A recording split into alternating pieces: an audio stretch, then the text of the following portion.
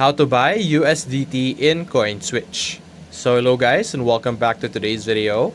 So buying your USDT is very simple. Over here on our screen, as you can see, you can easily navigate to your home page. And you will be able to notice over here in the middle section that we have a USDT balance, as you can see. So we can easily just simply click on quick buy over here, which will allow us to easily buy a certain amount of USDT. You can see here the USDT price, as you can see, 94 rupee, and our current balance over here in INR balance.